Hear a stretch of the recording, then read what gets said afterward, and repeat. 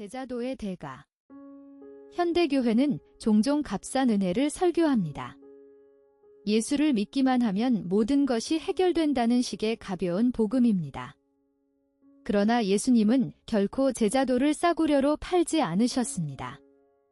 오히려 따르려는 무리에게 돌아서서 단호하게 말씀하셨습니다. 예수님은 제자가 되는 길을 망대 건축에 비유하셨습니다.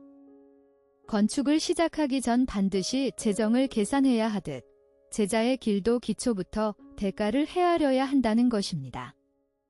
비용을 계산하지 않고 시작한 건축은 중도에 멈추고 조롱거리가 됩니다.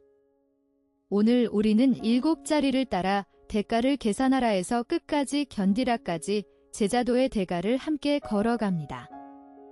이 영상은 100권 영성 시리즈 시즌2의 지태님이 그러나 아직 그룹 8번째 묵상입니다. 예수님은 분명히 말씀하셨습니다.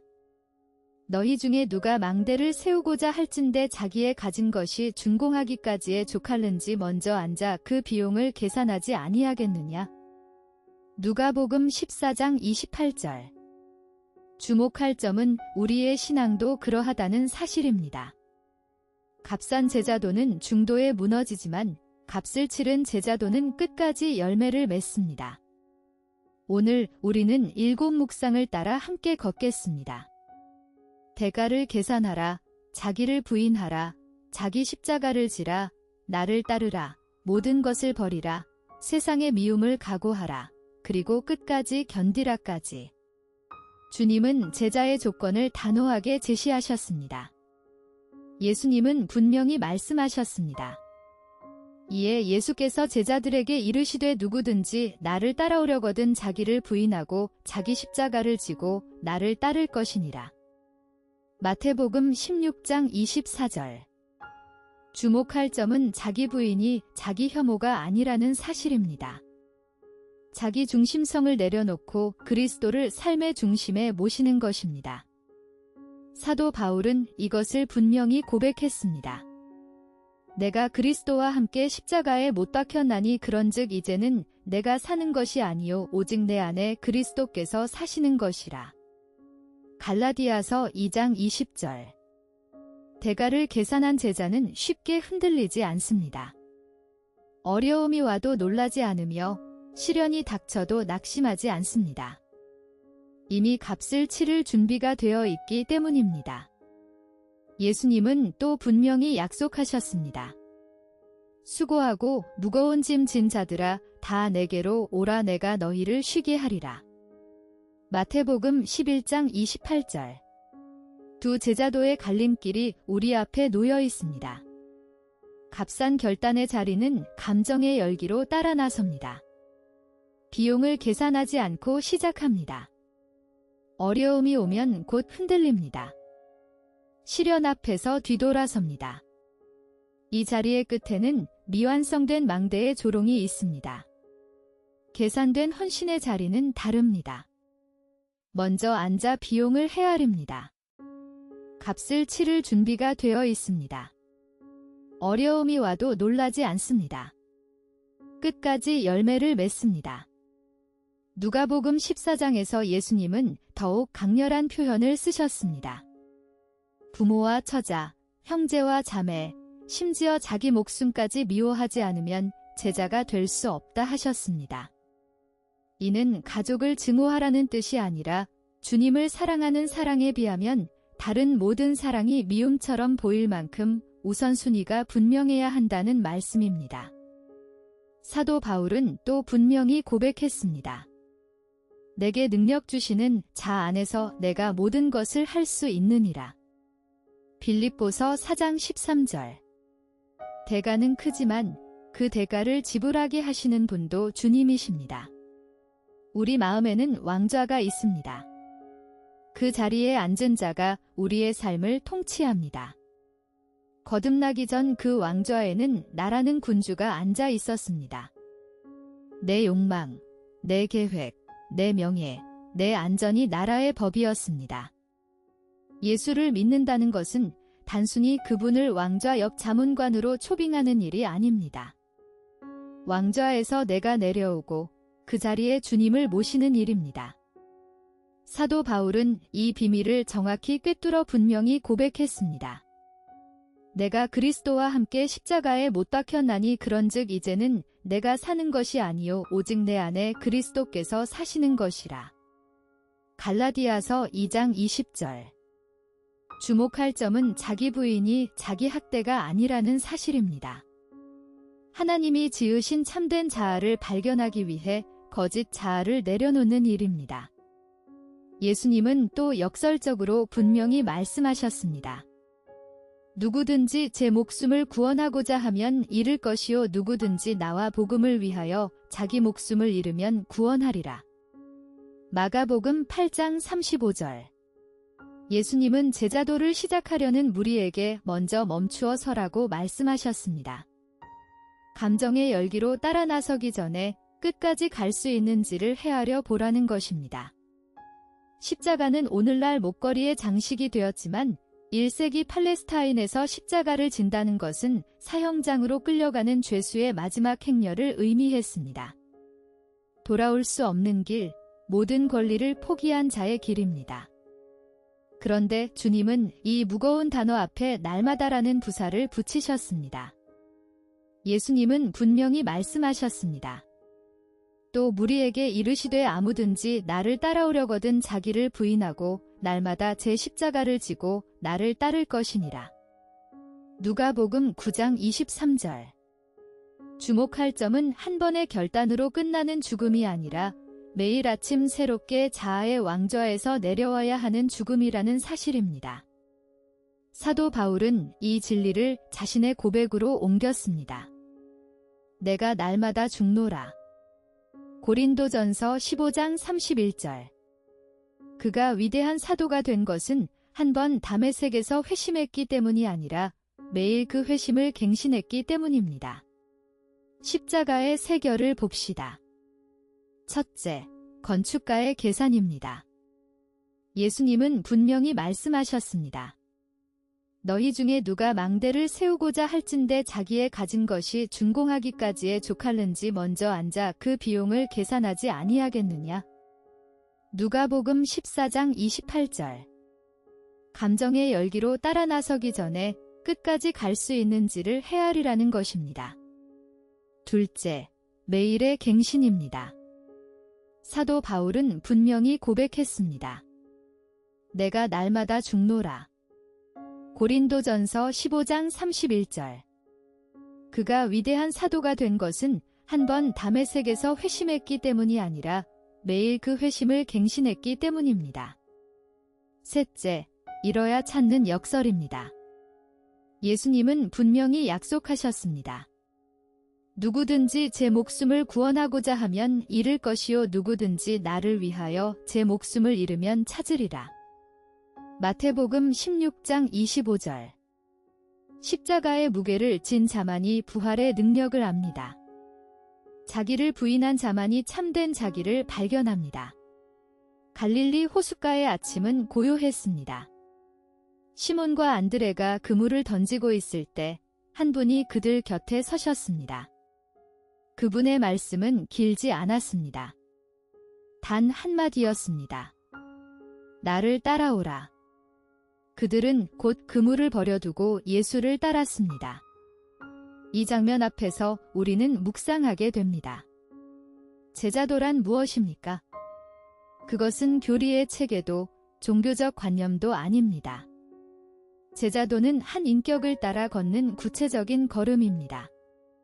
마태는 분명히 기록했습니다. 말씀하시되 나를 따라오라. 내가 너희로 사람을 낚는 어부가 되게 하리라 하시니 그들이 곧 그물을 버려두고 예수를 따르니라. 마태복음 4장 19절 20절.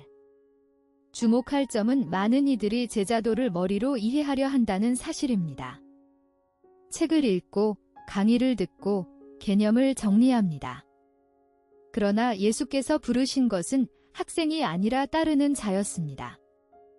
헬라어 마테테스는 단순한 학도가 아니라 스승의 삶 전체를 공유하며 그 걸음을 몸으로 배우는 자를 가리킵니다. 길을 아는 것과 길을 걷는 것은 다릅니다. 제자도는 다리의 근육입니다. 머리의 지식이 아닙니다.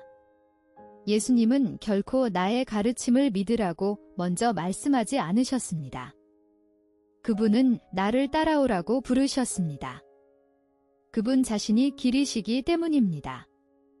예수님은 분명히 선언하셨습니다. 예수께서 이르시되 내가 곧 길이요 진리요 생명이니 나로 말미암지 않고는 아버지께로 올 자가 없느니라. 요한복음 14장 6절. 주목할 점은 시몬과 안드레가 버린 것이 단지 그물이 아니었다는 사실입니다. 그것은 생계였고 익숙한 정체성이었고 내일에 대한 계산이었습니다. 오늘 우리의 그물은 무엇입니까?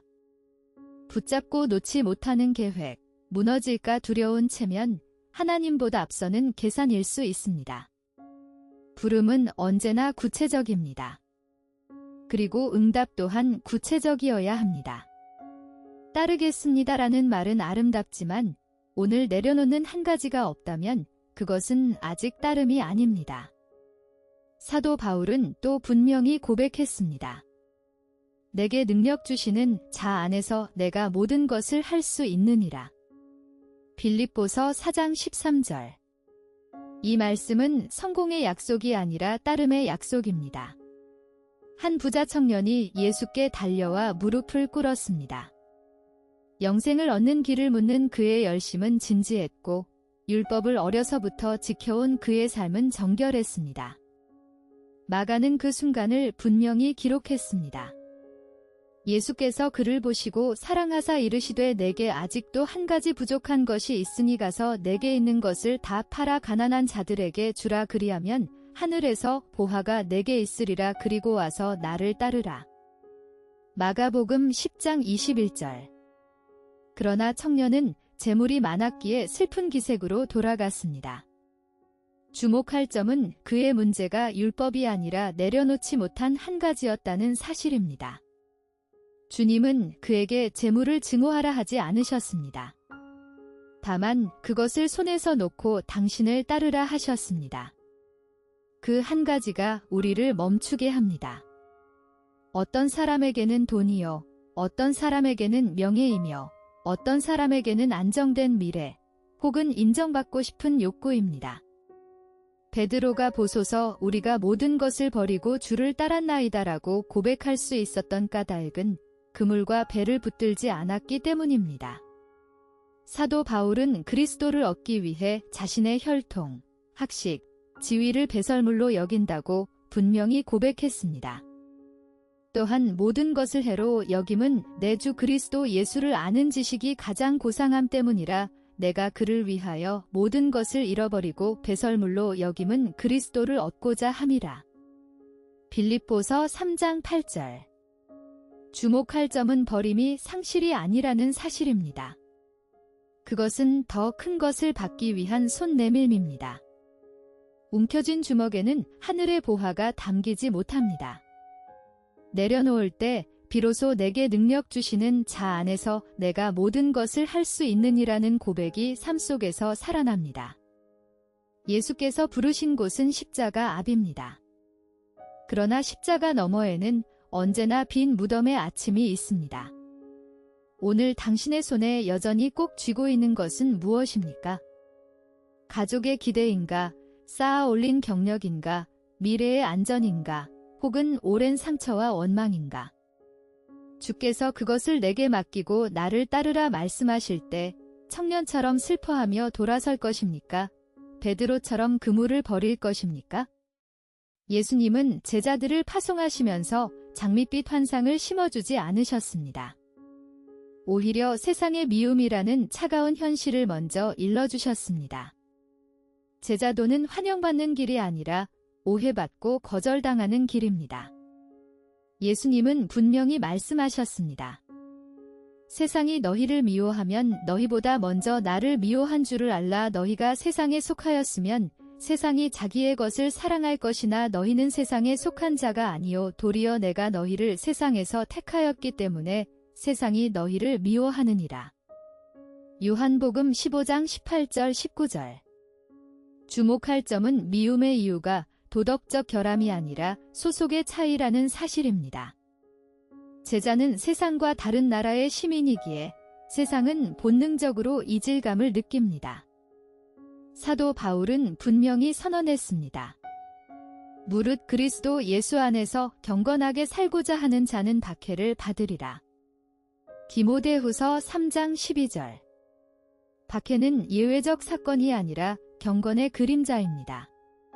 많은 사람이 주를 따르기로 결심하지만 그 길 위에서 만나는 바람과 비와 조롱을 견디지 못하고 돌이킵니다.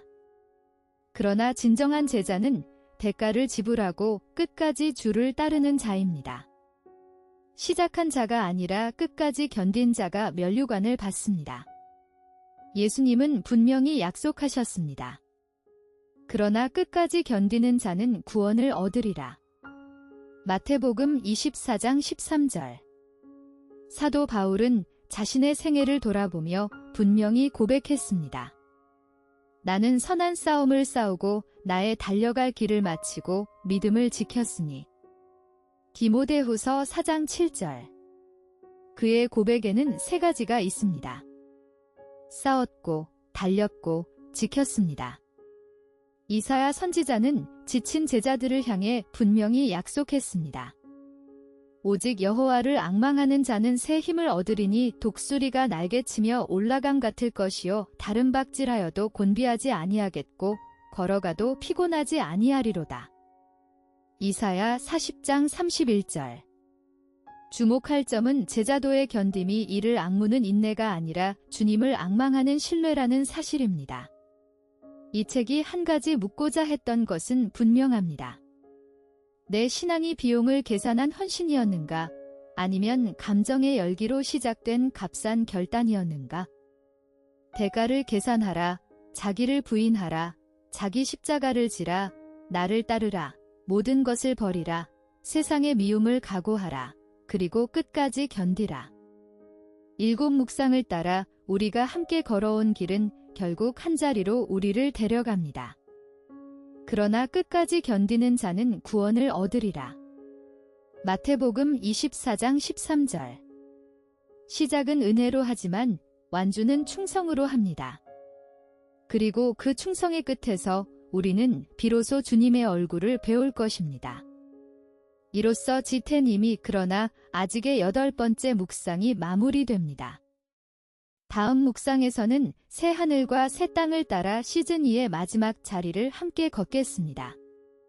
오늘의 자리에 잠시 더 머물러 당신이 아직 손에서 놓지 못한 한 가지를 한 호흡 깊이 떠올려 보시기 바랍니다. 구독과 좋아요는 다음 영상의 빛이 됩니다.